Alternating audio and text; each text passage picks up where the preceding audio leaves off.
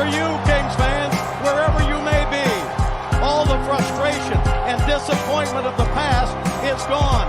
The 45-year drought is over. The Los Angeles Kings are indeed the kings of the National Hockey League. They are the 2012 Stanley Cup champions.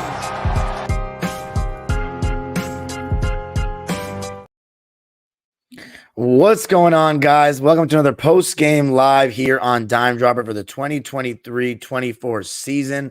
As always, live from Los Angeles. Super chats are turned on if you want to drop $1 or a dime. Before we get started, you already know the drill. Make sure you are subscribed on YouTube.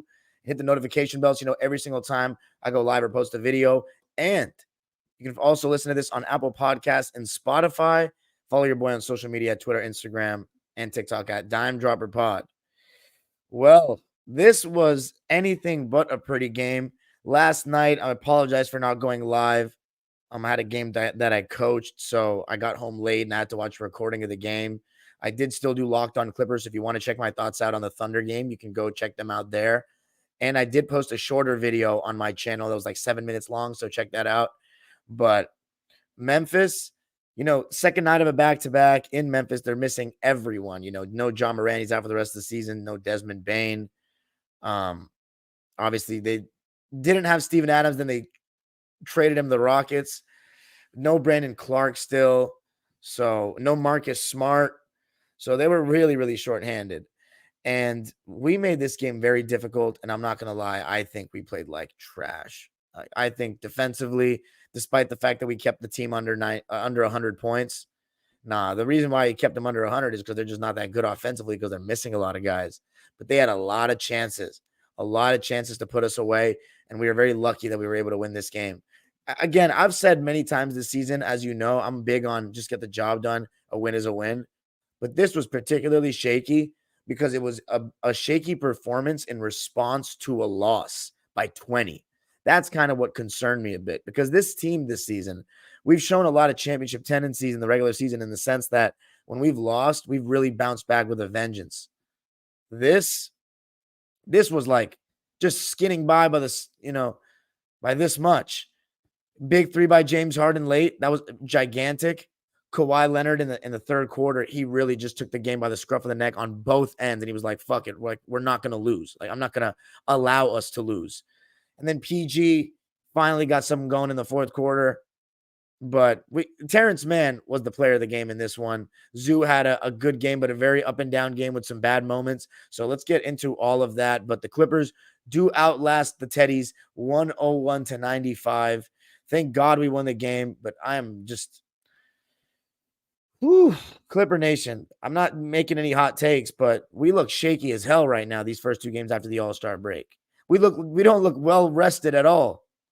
Let's start out with the game, or the beginning of the game. Luke Kennard. Shout out to our old friend, Luke Kennard. Always good to see him.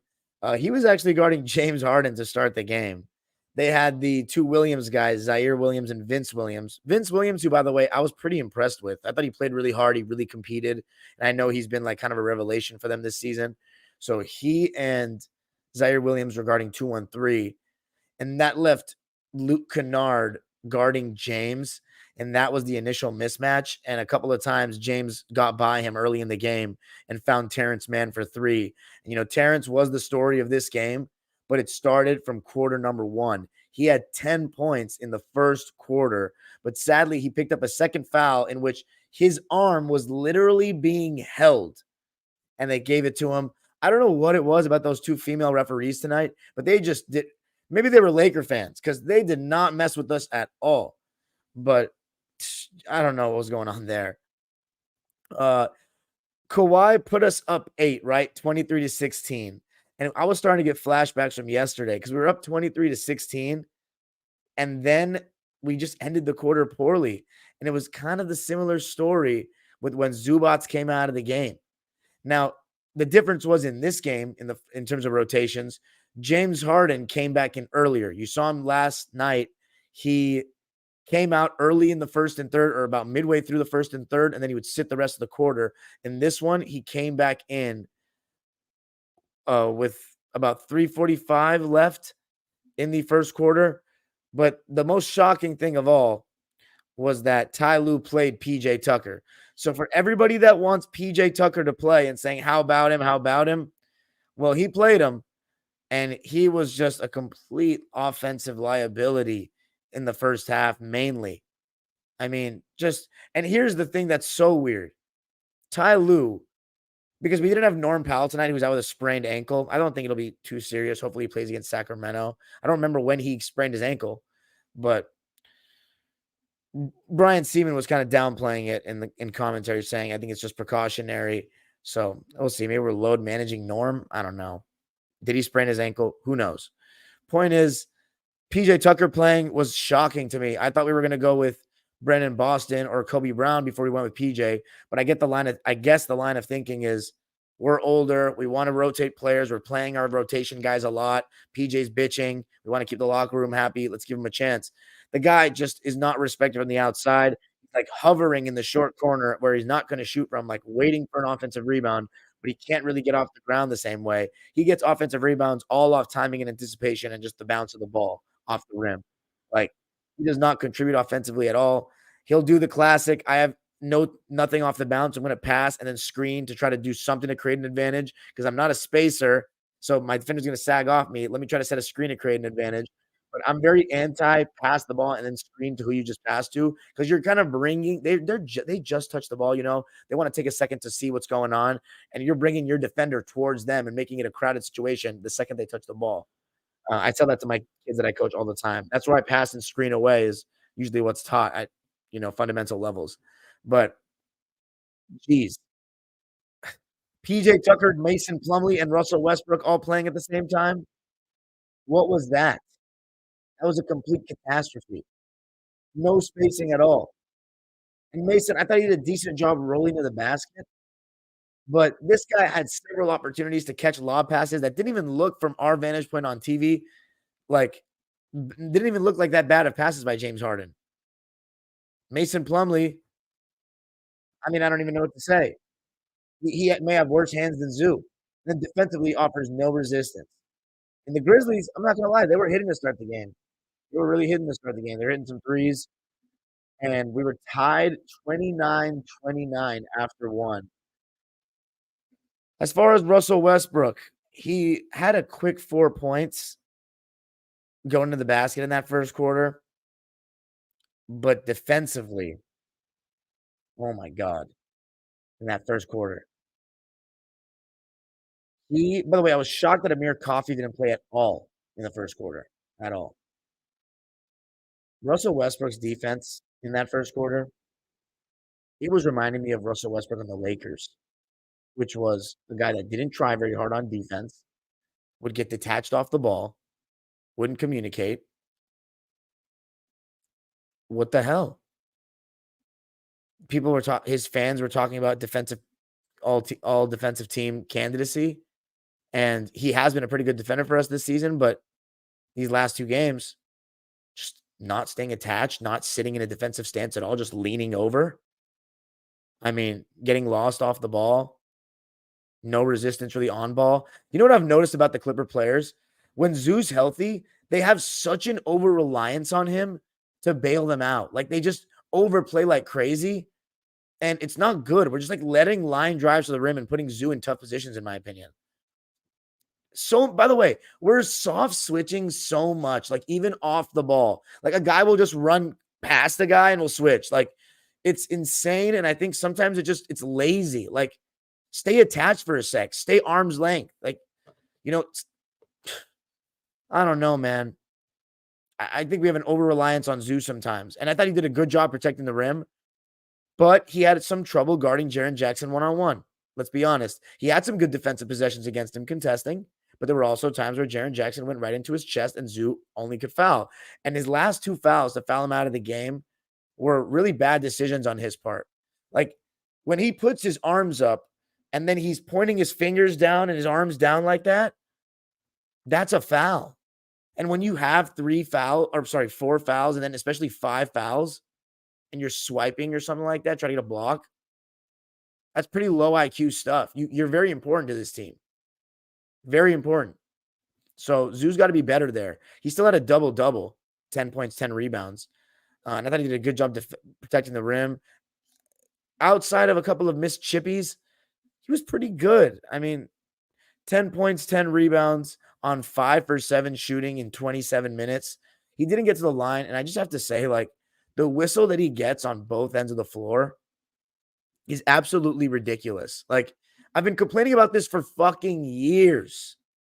What's with the Zubac's whistle? It's just ridiculous. Disrespect from the refs that he gets is insane. Anyway. Oof. Second quarter. The Grizzlies had some lineups that were super small with like Santi Aldama at the 5, and they were switching everything.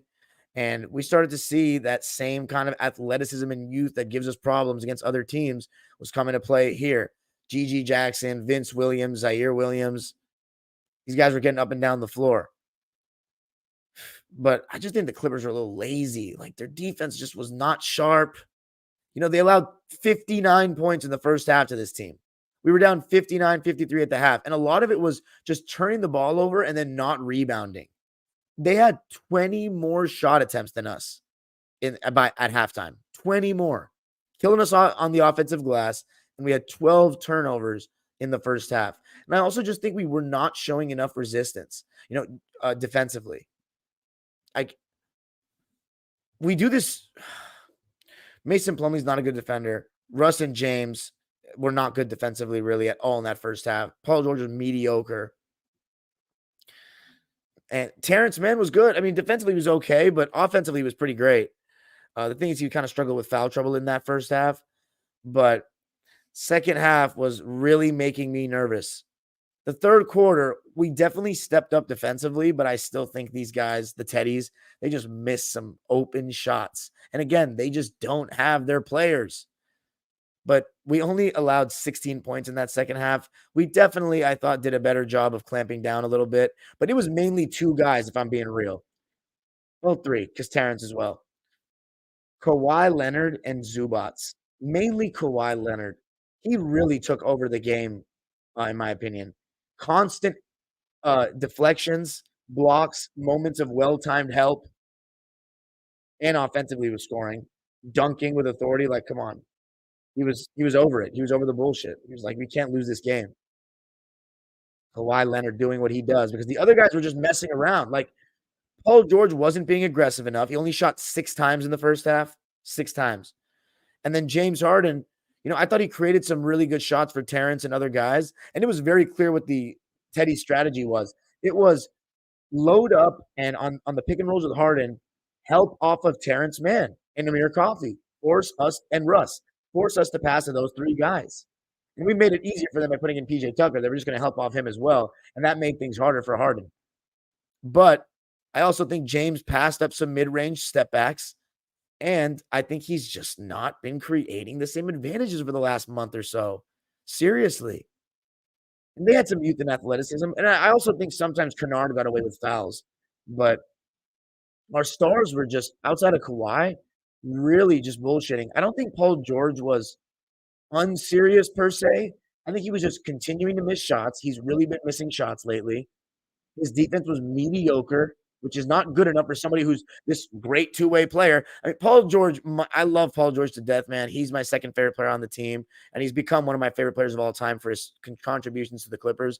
But the guy is one of the most overrated defenders I've in the league right now. Like, since he's been a Clipper, when he's puts his mind to it, he's pretty great.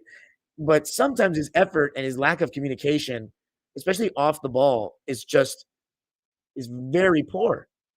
It's very poor. It's like sometimes when he misses shots, the rest of his game just kind of falls off. I'm not saying that was the case tonight because he made some really big shots at the end, and I thought that he was trying, and in the second half, he definitely stepped up defensively. I'm not saying he was very good. He was just not – he was decent. Good enough to win this game against this very injured Grizzlies team.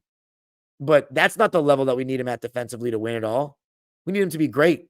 We need him to be an elite two-way player. We got James Harden so he could step it up defensively, and he was when we were winning. On the winning streak and thriving. But James Harden was, 0 for 6 before he made that shot at the end? Let me see. It may have been 0 for 7. And then in that third, let me just say this about that third quarter. Terrence Mann, for the most part, he was letting it fly tonight, but he needs to keep letting it fly. Sometimes he's like allergic to missing 2 shots in a row on back-to-back possessions. Like, dude, it's okay. Let it fly. You got to keep the defense honest, and you're shooting well. And I think as the game went on, he did. And he made some big shots. But, oh my God, I just think the carelessness with the ball from everyone. Let's see the turnover count. Paul George had 5. Kawhi Leonard had 6. James Harden had 4. And Westbrook had 3. So the big 4, they had 18 turnovers. Are you serious? Reckless passes. At times, they were just not moving the ball quick enough. Like somebody was open, mainly Amir and Terrence, and they just wouldn't move the ball quick. And none more frustrating than Russell Westbrook early in that fourth quarter. You know, Russ did a really good job of getting to the basket. At one point of the game, he was 5 for 8.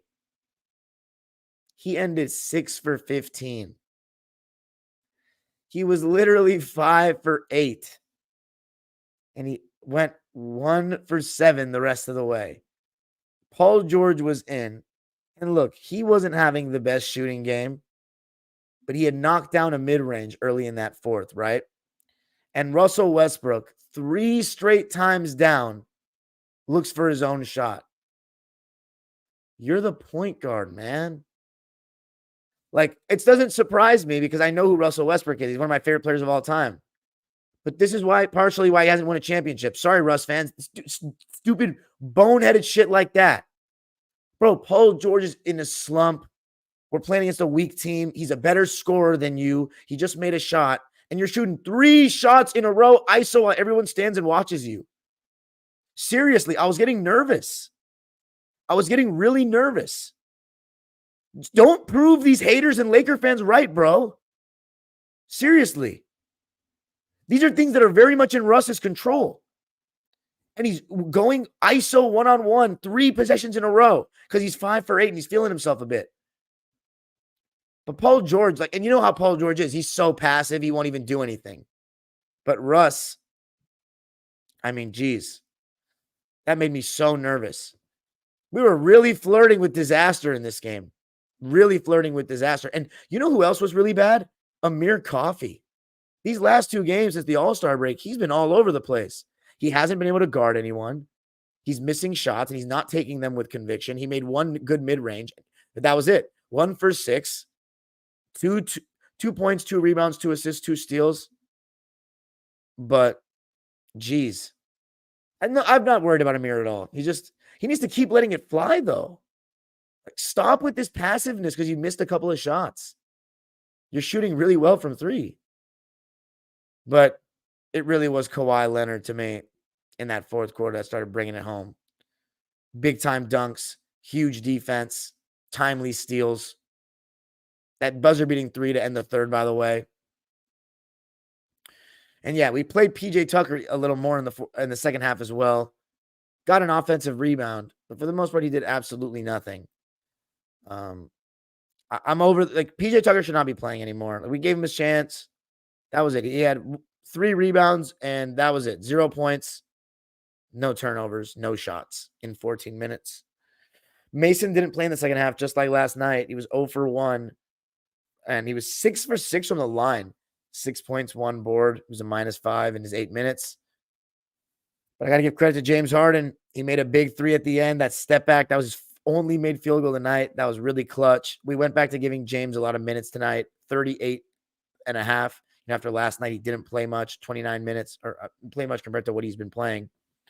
Paul George, I think he had his best quarter in the fourth. He actually shot well from 3 in this game, 4 for 7, only 1 for 5 from 2. So that's actually kind of rare. He usually does really well from 2, and sometimes he'll shoot himself out of the game from 3. But 14 points, 5 rebounds, 3 assists.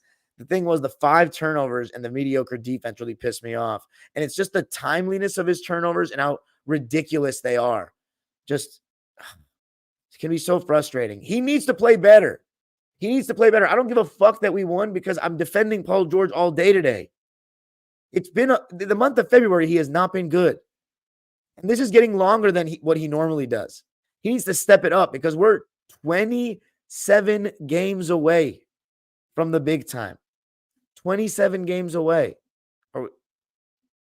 He's got to be better. Anyway, he did make big shots, though. And I will say this. Offensively, I didn't have a problem with, like, I don't think he over dribbled too much. I don't think he shot too many bad shots. I really don't. I just think he missed shots. At times, I don't think he was aggressive enough. But the turnovers in the defense, as I said. Kawhi, though, he really brought us home, man. It's just such a luxury to have a player like that. The best player we've ever had. 24 points, 8 rebounds, 4 assists, 3 steals, and a block. Turnovers were excessive. OD. Unlike Kawhi to have 6 turnovers. But he's got to clean that up, and he will. 10 for 18 from the field, 2 for 6 from 3, just 2 free throw attempts for Kawhi, and he made them both. He was just big time. And that dunk he had when there was literally 4 black jerseys in the paint, oh man, or around the, in the picture basically, was beautiful. He had several dunks in this one. My player of the game, no doubt about it. But Terrence, man, I mean, he came close and he made a lot of big plays. I love the little battle between him and Vince Williams. And Terrence, he was getting physical. Really great cutting from him, knocking down the open 3 and just being in the right place at the right time. I think the game-sealing play was when he threw it up ahead to Amir. Amir missed, and he followed it up. And that's what I always say to the kids that I coach is you don't have to dribble the ball up the court and throw it. If you see a teammate up ahead, just throw it because it gives the defense less time to recover. So then if someone like Terrence, hustling, smart, fills. So even if a Memphis Grizzlies body has to run and defend and blocks your player at the rim, your teammate at the rim, you're following it up because you had numbers and you threw the ball up quickly so the defense had less time to recover. Terrence Mann did that. He threw it up. Amir missed. He followed it up with a dunk. He was just amazing. 23 points, 12 rebounds. How about the double-double? 5 of them offensive rebounds, 1 assist, 1 steal, just 1 turnover on 9 for 17 shooting and 4 for 8 from 3. 1 free throw attempt, and he made it. That man in 31 minutes, big time performance. Really happy for him, and hopefully that can regain his confidence with the 3-ball because it's been up and down this year. It's crazy when someone makes shots is what their body language difference on defense can be. Zubac had a double-double, 10 points, 10 rebounds, fouled out of the game, 5 for 7 from the field. Russ, 13 points, 2 rebounds, no assists. I mean, that tells you the story right there. 3 turnovers. He had some passes where, like, they just had no chance of going through. There was one play out of a timeout where the play was for Mason to get a layup or a dunk, and he clearly just wasn't there. Like, he wasn't available. He tried, but they cut it off, and Russ still threw it. Like, come on, man. If it's not there, you can't just – I know that's the first option that the play was drawn up for, but come on. Like, it was very clearly not there. But anyway, he was 6 for 15, 1 for 4 from 3, and had no free throw attempts, but he had some good takes to the basket. I said Amir 1 for 6, 2 points. And James Harden, 9 points, 8 rebounds, 8 assists. So he almost got a triple-double. He did have some great passes. 4 turnovers, though. 1 for 8 from the field, 1 for 4 from 3. It was the Terrence and Kawhi show for me. And we got the job done. And that's all that matters, right? It doesn't matter at the end of the day, but we got to be better against Sacramento. Point blank, end of story. We shot 44% from the field. They shot 42%. And as I said, we were minus 20 in the shot attempt category at halftime, but we only ended with 7 less shot attempts. And we had 1 more free throw. So we'll take that at the end.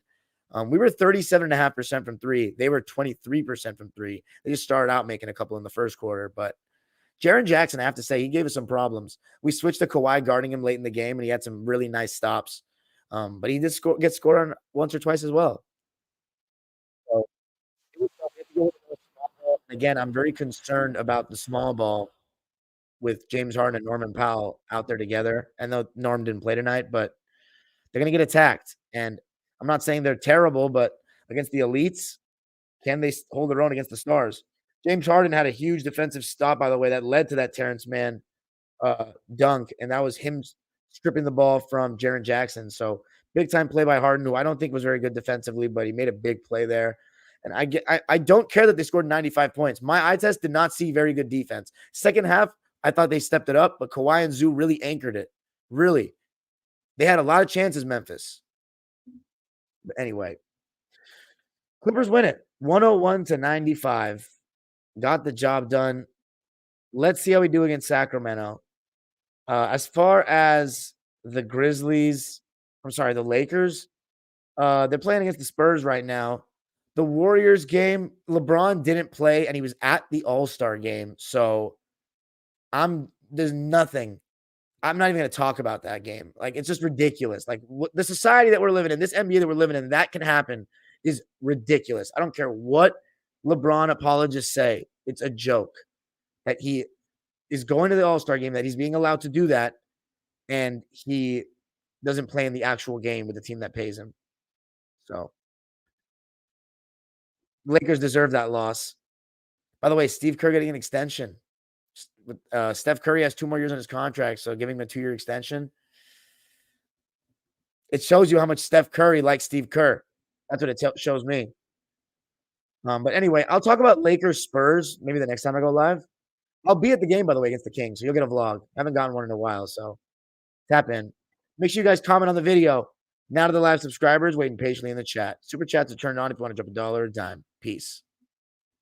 All right, let's check the comments. Super chats are turned on if you want to drop $1 or a dime. Any donation is appreciated. Already read that. PG don't deserve no money. Jeez. Yeah, the truth is hate. Yeah, right. What's up, Tobias? PJ Tucker minutes in 2024 got me messed up. Let me mark you down so I can give you a shout out. DB, Daniel Barry. Hey, everyone. Quiet night. I don't know if it's because the Lakers are playing. We played Memphis, or it's because it's early. I don't know. People just hate me now. About 100 plus, like every game besides like 2. Hey, what's up? You go live right as the Ontario Clippers game ends. What's up, old dirty dasher? What's up, DD? Haven't seen you in here for a while. Spider fan 123 says, I don't want to make excuses. They just got back from All-Star break. What's up, Stocksinio? Stocksinio. Stuxinio, Stuxinio, Stuxinio. Spider fan 123 says, I wouldn't be worried after 2 games. I mean, I'm a little worried about, I'm talking about winning a championship though, Spider fan. I'm a little concerned. It's not just 2 games, by the way. We had some very shaky games before the All-Star break. People were saying we needed the All-Star break. Back-to-back on the road after All-Star break went just as expected. Did it? I have higher expectations, I guess. PJ finally played. LOL. What's up, Spence? This win was meh. And mentality got to get better. I'm noticing teams look to beat us down and dominate. We don't as a team. I've seen us up 30 and drop it down to a 10-point win. We aren't looking to kill. Spence, a period or 2 would make that sentence a lot easier for me to read, my friend. Teams see that and take advantage. I need us to gear in on the little things on both ends. Really, our defense is currently underwhelming. I completely agree. PG hasn't been looking like himself since the groin thing. I personally don't think that Harden has been that great offensively. Like, yeah, he's aight, but not what I was hoping. Stuff is real shaky right now. Really? I mean, Paul George does this when he's healthy, but it is an extended stretch right now. And then Harden has been great offensively, man. I don't know what you're talking about. If you mean lately, maybe, but the season? Also, PG got to hold his jumper longer. His release is an issue. Mechanics got to get sharper. You're saying he's not holding his follow-through? Has that really been a thing? Teams look absolutely shattered. Team looks absolutely shattered, which is worrying coming off a break. Really hope the team didn't peak too early. I'm hoping so too, man. PJ Tucker playing over Brandon Boston Jr. was a surprise. Yeah, it was. Wheezy, what's up, Wheezy? Says, what's up, Dime? Bones got busy. Shout out to my mod. Bones got busy. Wheezy. Also, lastly, the whole team got to look to score. No more passiveness. Guys got to all look to go for the gusto. I feel you on that. Skylar Weisberg says, fell to the trap tonight. Ugly win, but we were better than this. I agree. You a Golden Knights fan? I need Daniel Tice to be used more. Oh my God, I didn't even say that. Let me just say something. Guys, I forgot one thing. Daniel Tice needs to be played over Plumlee. I've been saying this for weeks. He's so much better than him. Offers way more resistance at the rim. Can stretch the floor a little bit more. Tice, baby. Come on. All right. That was good. Yeah. We are running pick and roll, Weezy. I don't know if you weren't watching the game. We were running a lot of pick and roll. PJ surprised me, and Daniel Tice should play over Mason. We looked very depressing besides Terrence. What about Kawhi? Hashtag free Tice. Yeah, is that what we're going to be at? No, last year was free Rocco. This year's free Tice. Bones and Tice need to play. Bones? You going to game on Sunday against the Kings? Yes. I've been saying rebounding is mostly effort, and you could see the effort they put on the glass in the beginning compared to later on in the fourth. I agree. If Clippers don't win this chip this year, don't sign Paul George. What if he plays well in the playoffs? He has a player option for next year anyways. Which Memphis player is the most bright spot in this season? Probably Desmond Bane, I'd say. But Vince Williams is showing that he could be a contributor to the future teams. Clippers Kings first round. I'm hoping. Amir was very hesitant, and I'm scared Ty Lue's going to get frustrated and play PJ over him. Okay, if he does that, Ty Lue deserves to have his job security very much in question. Not winning a chip, no hope for that shit this season. Really? See, you're telling me, you guys, you're saying I'm overreacting. That's what an overreaction looks like. But you know what? He could be right. Paul George is a star. Oh, look, it's Paris. You still hasn't asked me the final question of his little game. You won the game. I know. Did you watch the game, though, Paris? Did you watch the game? And have you been watching every Clipper game like me? Russ is not a good player. He sucks the energy from the team. Okay, I completely disagree. The Clippers are third in the West. Okay. And is that the goal? To be third in the West? Am I supposed to be doing cartwheels? Russ only shot those shots because Amir kept passing it up. That's an excuse, my boy. Are you that my guy on Twitter? The Russ avatar? Also, PJ Tucker was in his cardio. Amir ain't want to mess up his efficiency, I could tell. Okay. Fair enough, but like, come on, man. He had Paul George in the court in the beginning of the fourth. Jason Preston hit a game-winning three to beat the Ontario Clips. That's funny. Not Jason Preston. If Clippers lose, I'm disputing my ticket transaction this for Sunday game. Win is a win, bro. Some will be ugly wins. I understand. If it's game 7, bro, it's not a playoff game. Let me tell you something, Andrew. If we play like that against a playoff team, we're not going to win. We were so bad. Like we could sit down and watch the game together on playback or something when I have time. We're not going to need to do that because I'm not going to have any time tomorrow. But dude, it was a joke. We can't go 100 from the field. Relax, bro. We'll be fine. Stop worrying so much. I think you can back the fuck up real quick, Maddox Vasio.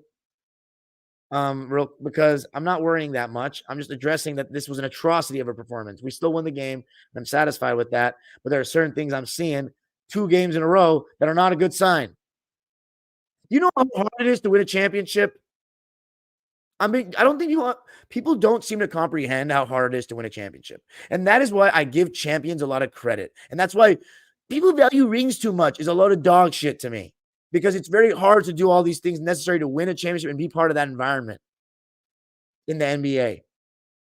You got to build good habits throughout the season. And we've built really good ones. But let's not get away from that. Clippers will go to the Western Conference Finals this year.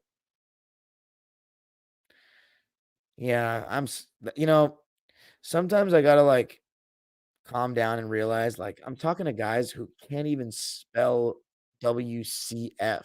You might be dyslexic, Maddox, and I really hope you're not because actually maybe I hope you are.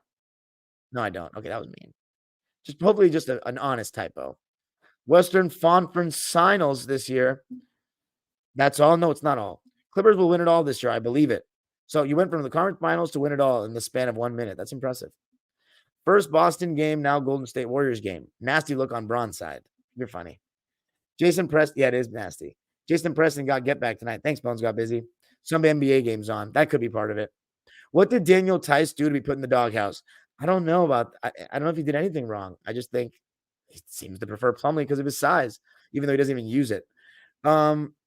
You're probably right about that, Stuxinho. Most of the time I go live, it's nighttime after the Clippers have played and no one really is playing, but Lakers playing. You got Denver, Milwaukee. I don't know, what is it? Milwaukee, Minnesota. So makes sense. What's up, Perseus? He says, how are you feeling about the team right now? I mean, I've given you 35 minutes of my thoughts worth. I'm feeling on the fence, hopefully, but I want to see them end the stretch of the season with some all-around consistency. Go Clips. Much love, Dime. Thank you, Perseus. Really appreciate that. He'll get another opportunity soon. Tice? Yeah, I hope so. Joseph Uribe says, I think they should really consider not re-signing PG. Get another star instead of him. Let's see how the playoffs goes. Paranormal Code says, I would let PG walk unless he has a crazy turnaround this year and crushes the playoffs. Ben Blake says, Mason Plumlee trying to reverse drunk everything because he can't make a layup pisses me off so much. Renzo the Gamer, PG playing like a role player and not an all-star.